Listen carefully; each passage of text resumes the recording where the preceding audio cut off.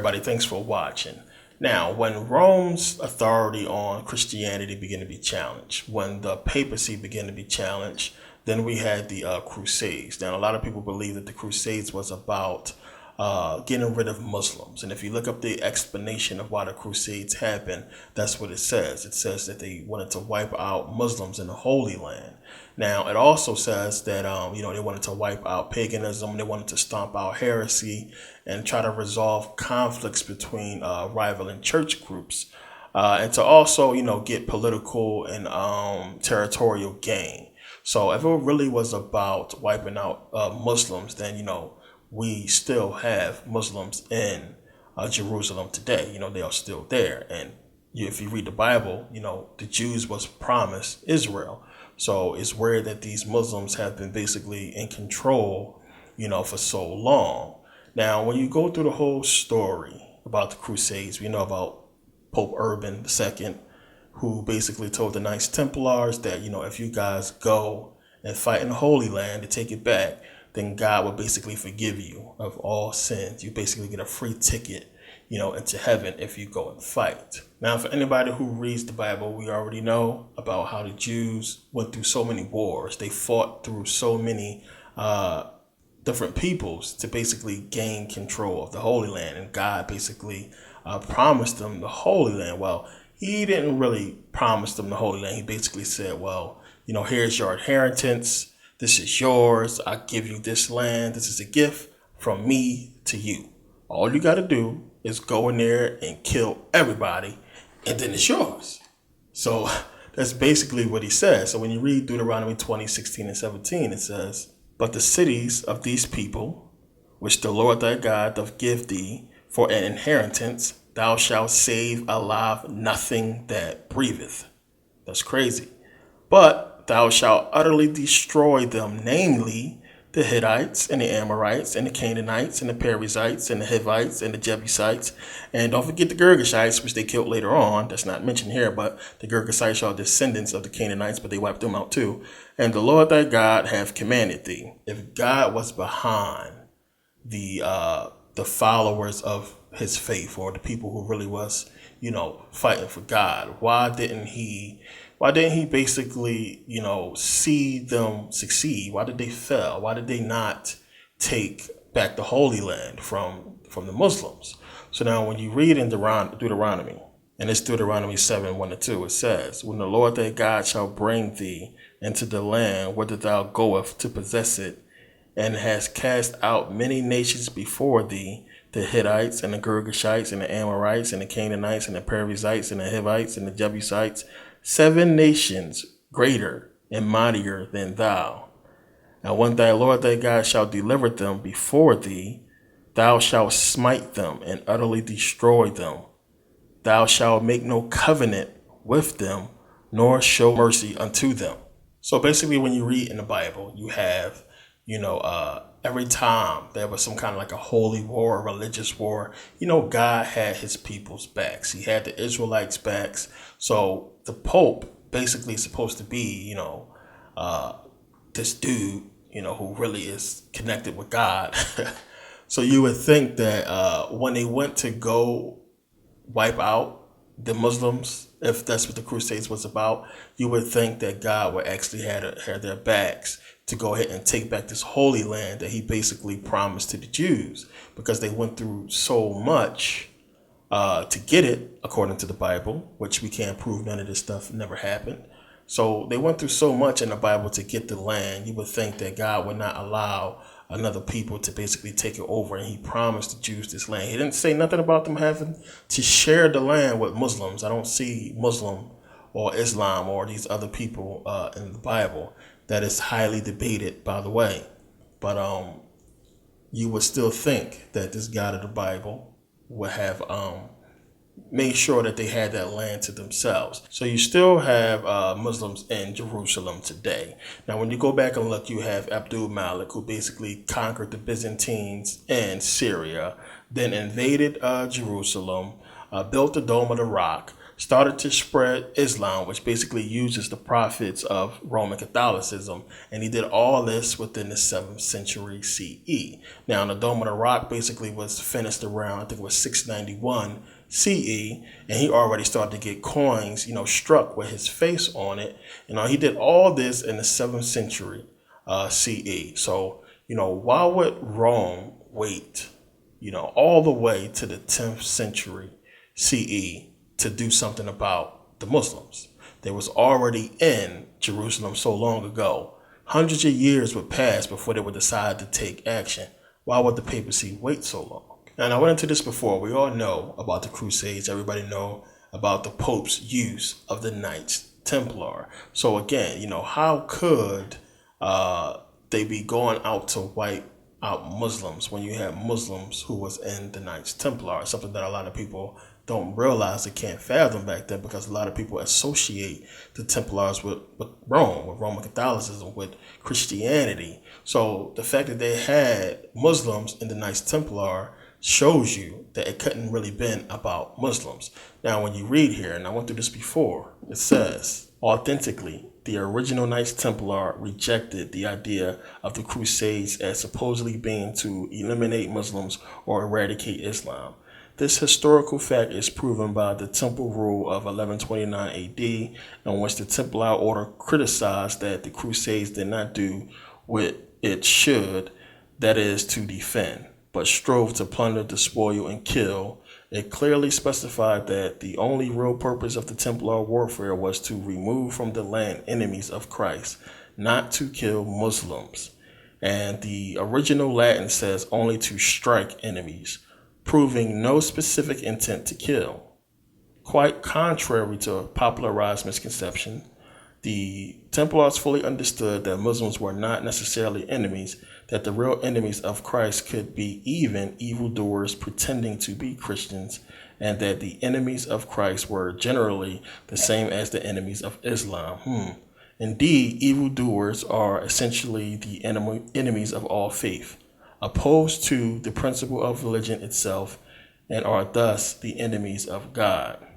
Therefore, the Templars were never crusaders against Muslims, and did not agree with any such philosophy. Rather, the Knights Templar were holy warrior monks fighting for good against evil, regardless of which religion may or may not be involved. The most conclusive evidence that Muslims were, in fact, accepted in membership in the Knights Templar order was codified in the Temple Rule of 1129 AD, which was expanded by the later hierarchical rules added from circa 1150 to 1250 AD.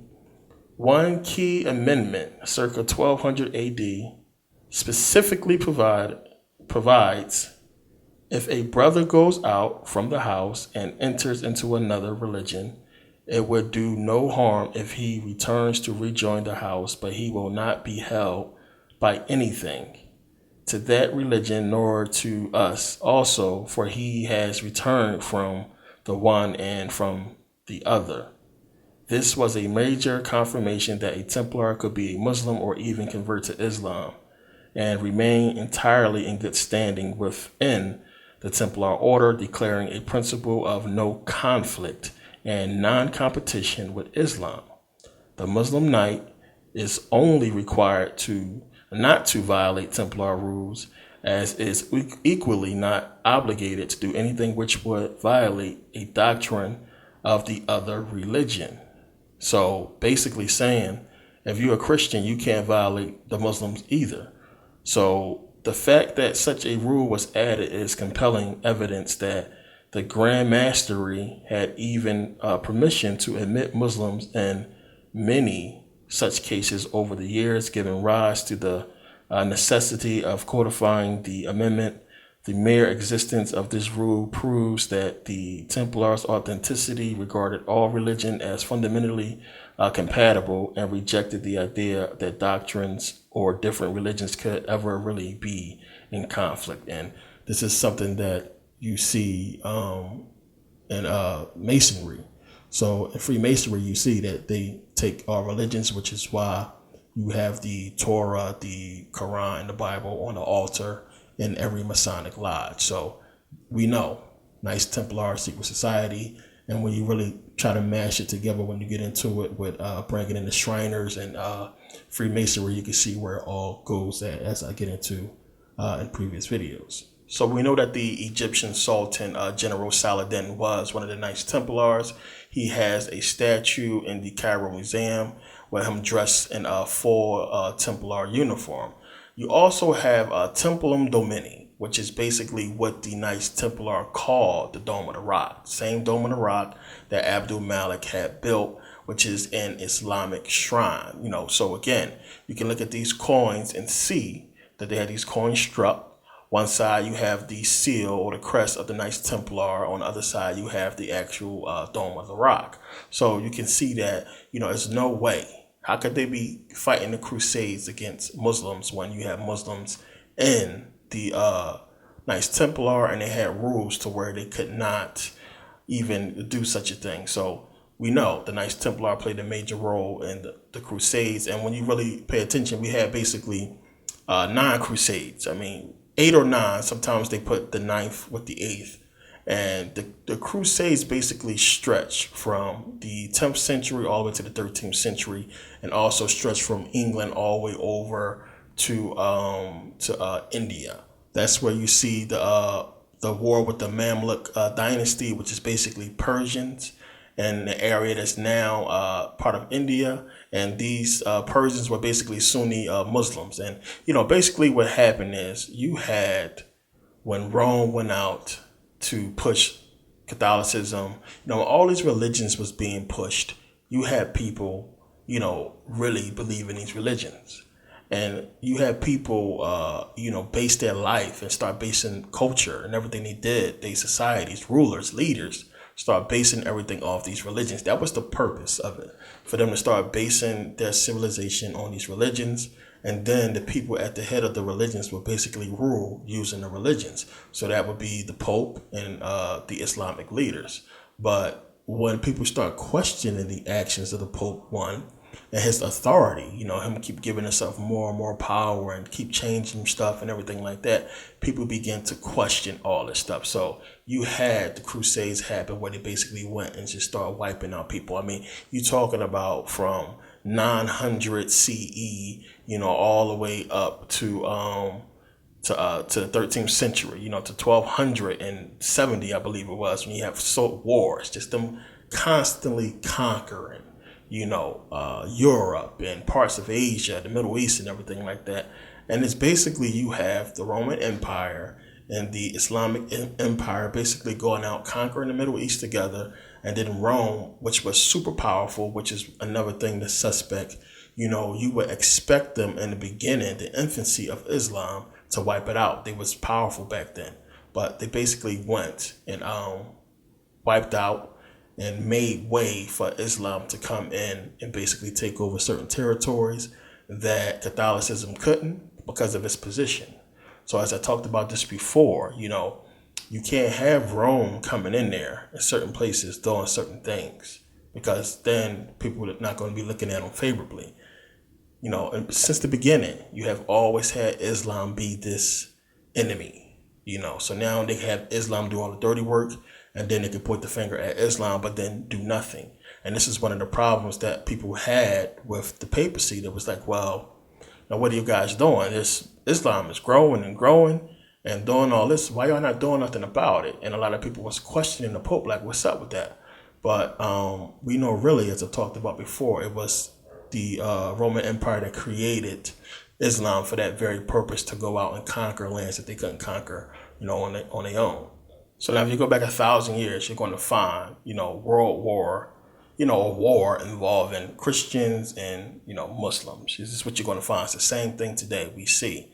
All the world's war, the problems we keep having keep involving Islam for some reason. And that reason is really because Rome has been using them, for a long time to take care of their dirty work. It's crazy how, when you pay attention and look, that for all this time, we have these this tension between us and them, between the Americans and the Muslims. You go look at all the wars in Iraq and look at the whole Gulf War and everything like that. You keep seeing this tension, yet out of all of the Muslim countries that have been invaded and attacked and everything by America or whoever, nothing has been done to the Saudis. The Saudis running around, they cool as shit with everybody. They cool with the Bushes. You know, when the Bushes went in and invaded Iraq and everything like that and done everything, all the wars and bombings of Islamic people, the Saudis, nothing. Nothing happened to the Saudis. They cool with the Pope. You know, all this war going on, and you have Muslims killing each other, and you have Muslims and Christians killing each other, and Jews, and all this kind of war going on. But meanwhile, the leaders of Christianity, which is the Pope, and of Islam, which is the Saudis, you see them meeting all the time. Kissing and hugging and shaking hands.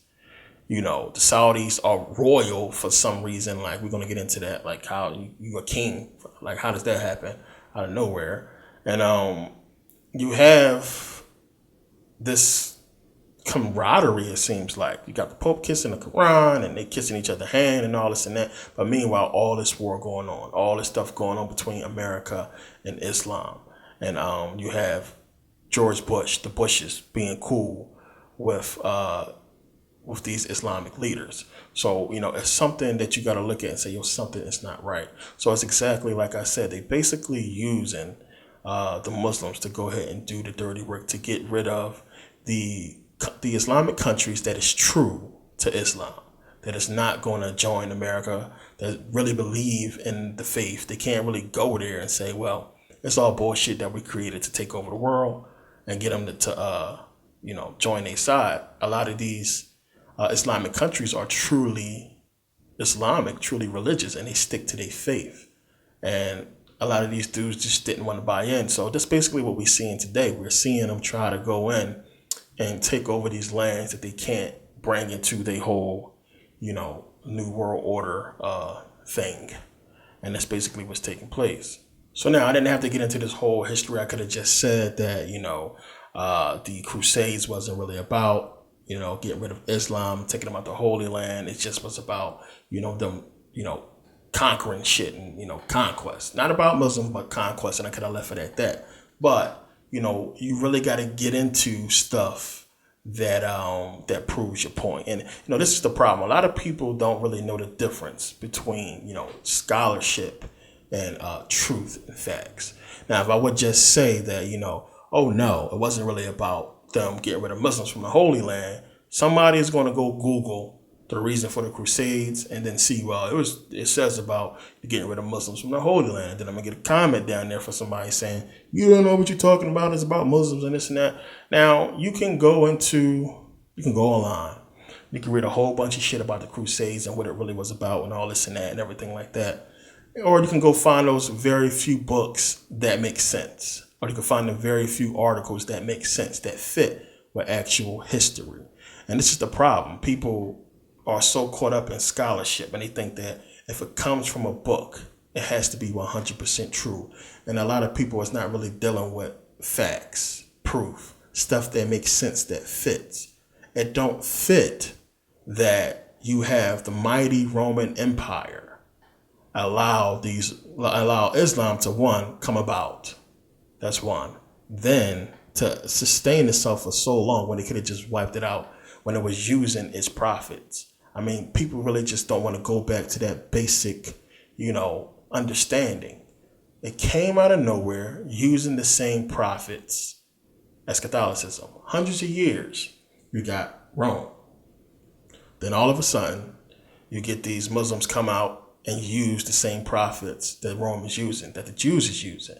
So you would think that it would have been a war. I mean, they could have at least got together with the Jews to get rid of the Muslims. So why would they wait, damn near 300 years to even start a war? And I got into this before about how this thing was set up and planned. I'm not going to go into the whole thing now.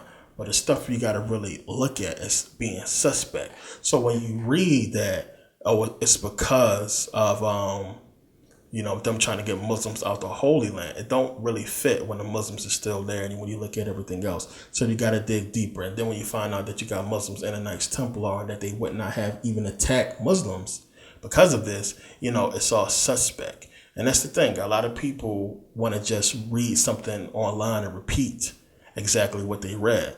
I mean, what are we doing this for? What is this shit about? Like, if we're going to accept everything that they tell us, it's no need of even calling yourself conscious or saying that you're conscious. My job, what I'm trying to do here is to get you to think, to question everything. That's what I feel my job is, to get you to question what we've been told, because we know they lie. We know the shit is a bunch of bullshit, and history is written by the conquerors, not the conquered. Why would they give us any truth? Why would you expect any truth from them? So we can't go by a lot of these official books. We got to go by written accounts of history that we can prove and substantiate. So when you go and look at proven history, you can see that this is a fact.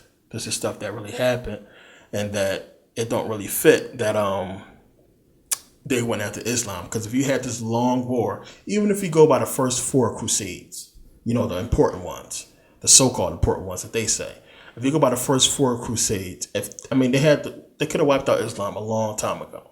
They could have wiped them out easy, but they didn't, and that's for a reason. So a lot of the research I put out, I do so based upon proof, facts, truth. I don't go by scholarship. I can give a damn about what the book says all the time. I don't always go by the book. I go by what fits, and then I look for proof to support that, and then to put it out there. And a lot of people, they want to just go by exactly what the book says and exactly what they tell us, knowing that they lie and that it don't make sense. Well, the book said it, so it must make sense. You got to be the wrong one, even though it don't make sense. So this is what I deal with sometimes, but I wanted, to say that because a lot of times if I'm long-winded or if I'm explaining too much, I do so because as soon as I don't explain enough, people, I get the backlash. So I try to explain and break everything down, even if it kind of go off topic or subject for a little bit. I know I don't have to explain this now, but I just want to put it out there that I do that sometimes. But, I try to put as much information behind, what I'm reading, because like I said, I can't all the time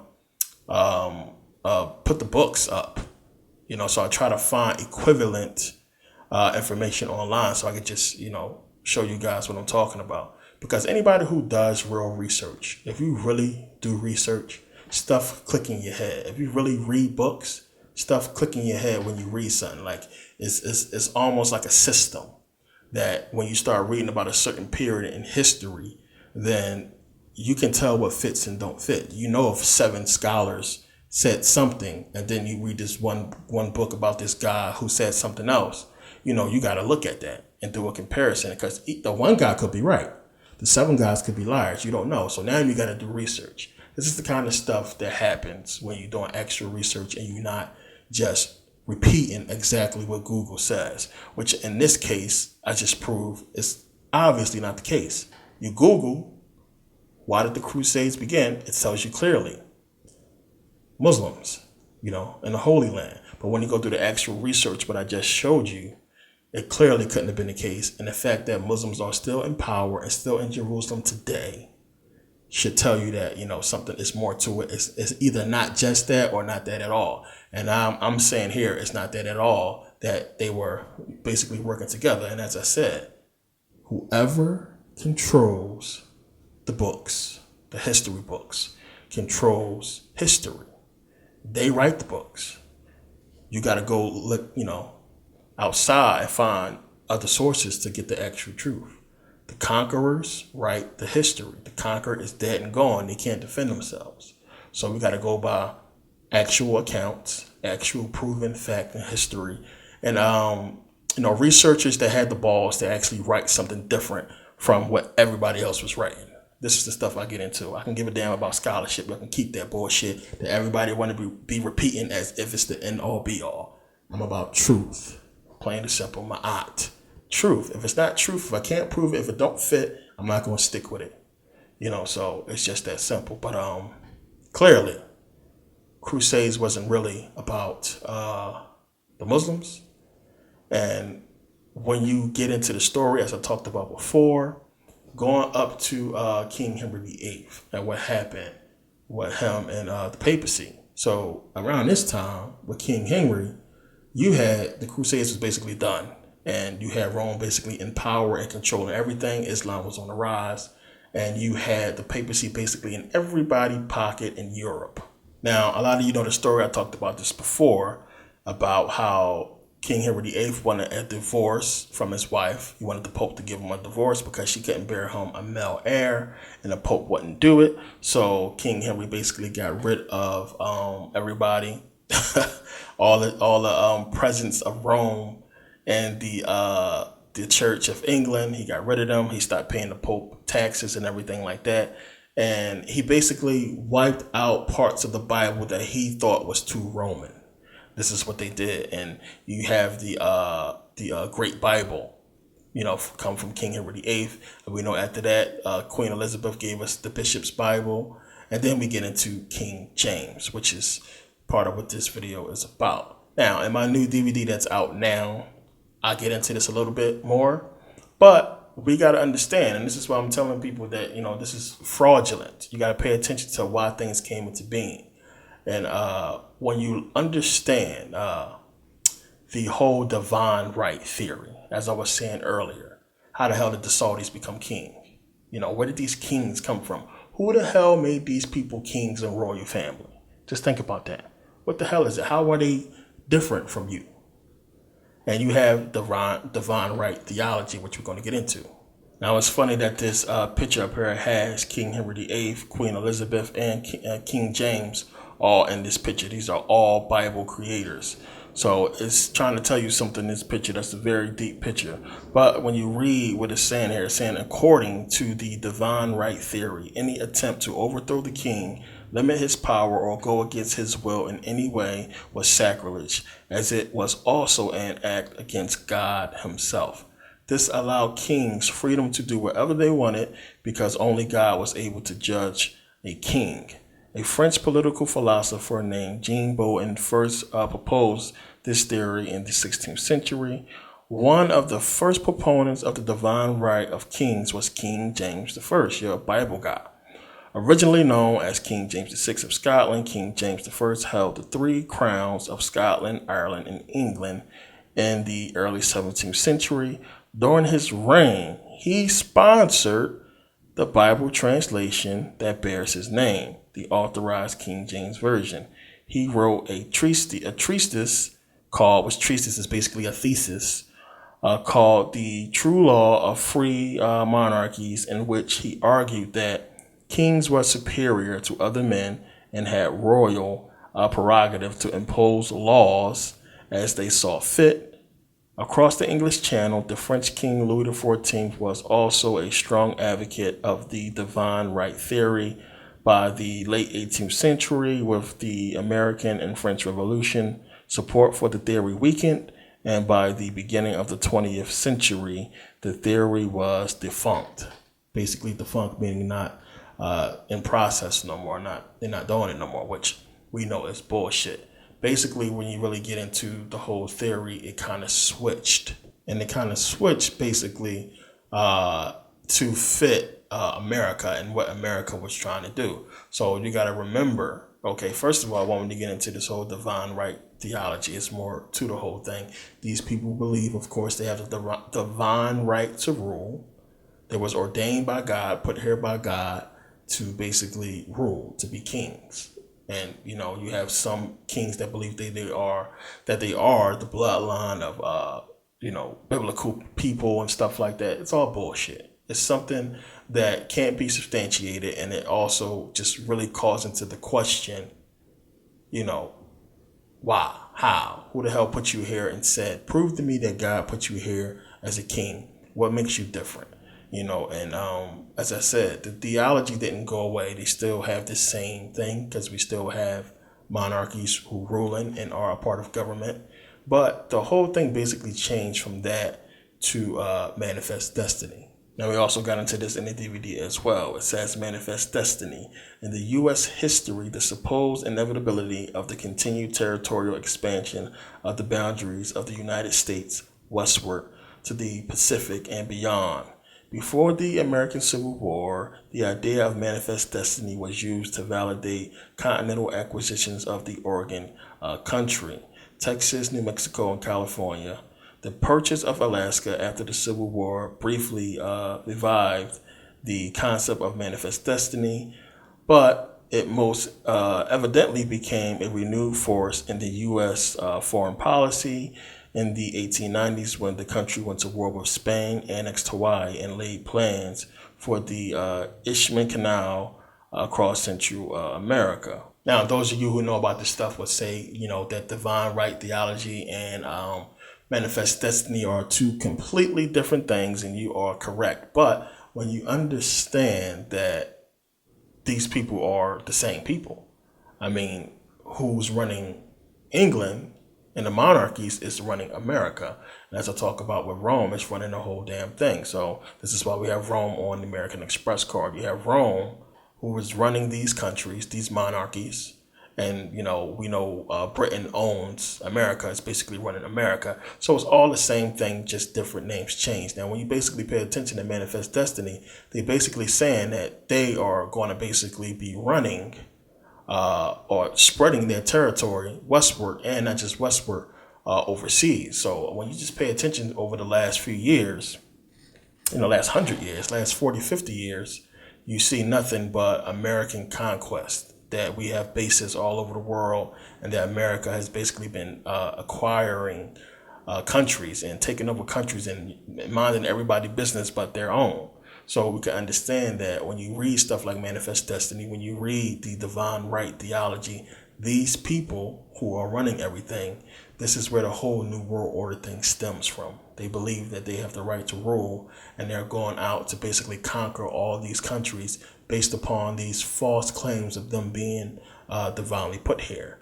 It is fraudulent. It's a fraud. Their crown is a fraud. Their power is a fraud. And the only reason why they are succeeding is because we allow them to succeed. Now, in the DVD, I talk about how this manifest destiny, how all of this stuff has to do with consciousness, the whole metaphysics of life and reality.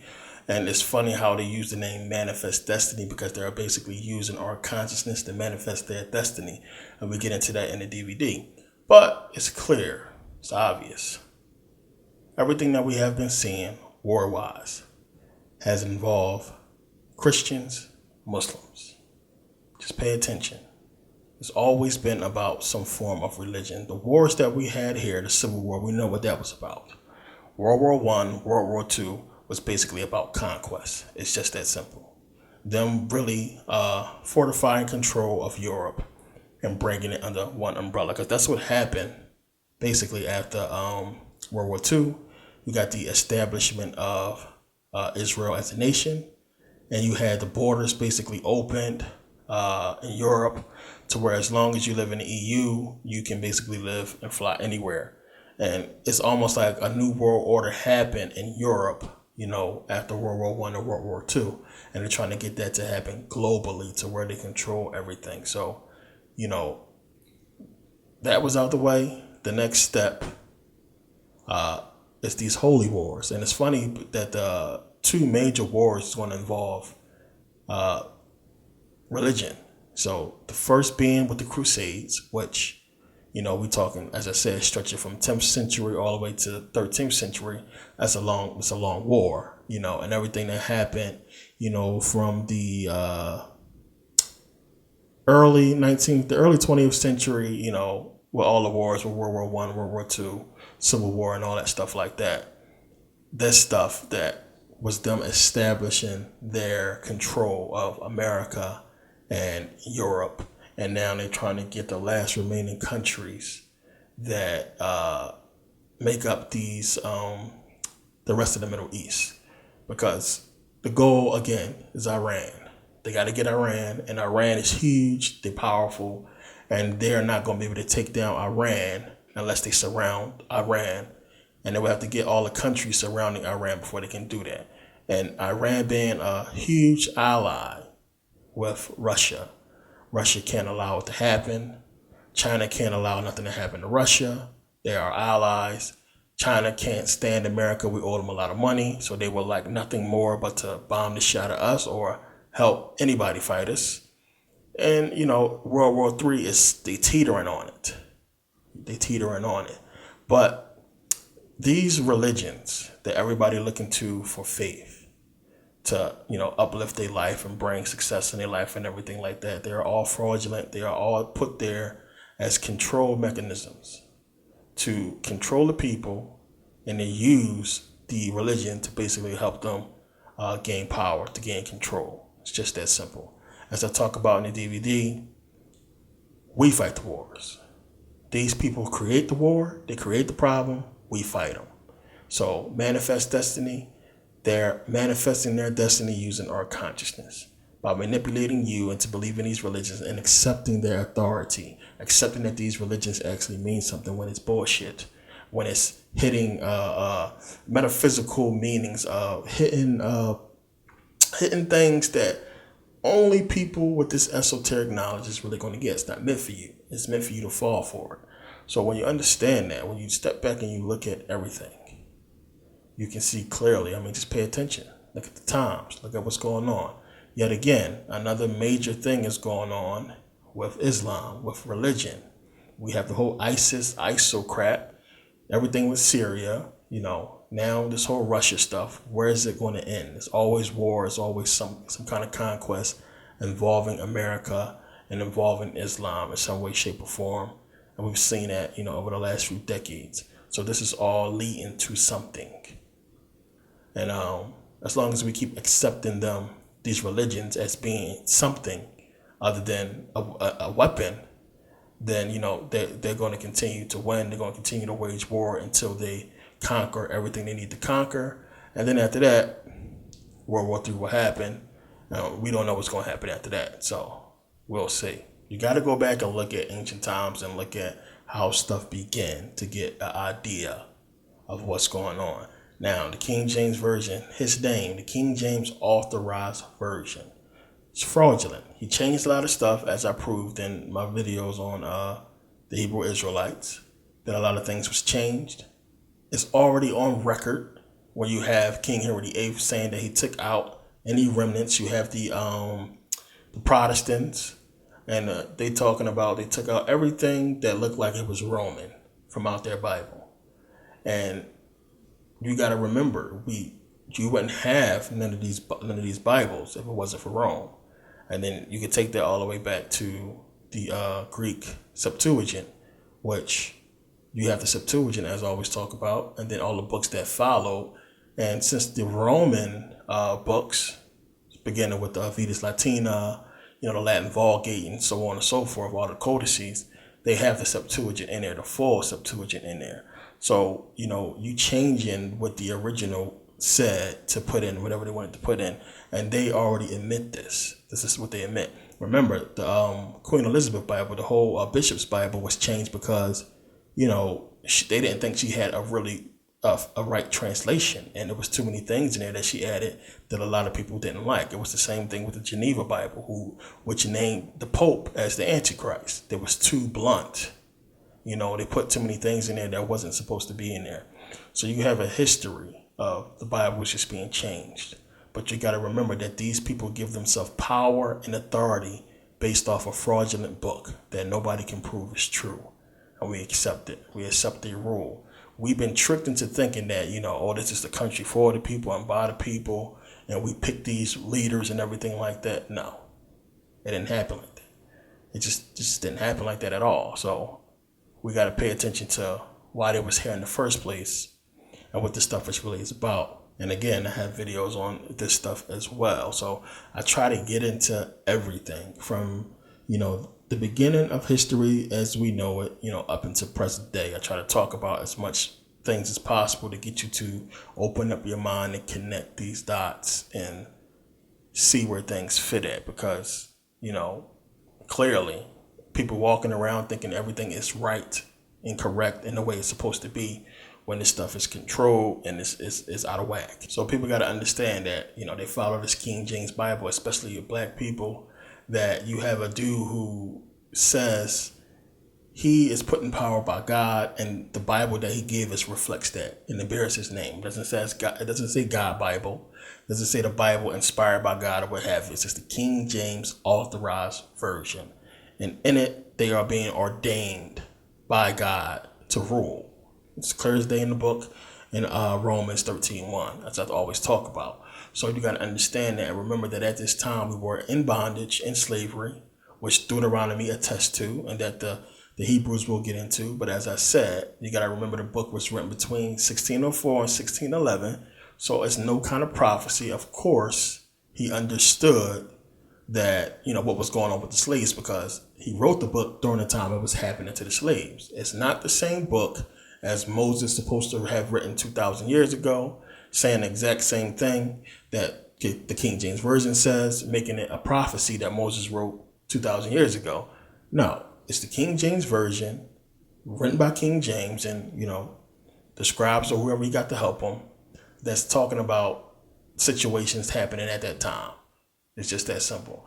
And I got videos on that, and I basically proved that it's not the same as the oldest manuscripts. So you got to think about that for people who choose to follow the book or any variation of it. Because if you want to get into the NIV and the ESV and all that stuff like that, it's basically the King James Version with the words changed. That's all it is. More easier for people to understand. Based off the King James Version, though, the authorized version. So I get into all this stuff in other videos. So it's just stuff you got to look at and understand that these books are fraudulent. There's a lot you can learn from them. Don't follow them. Understand what it's really talking about in the metaphysics of the books.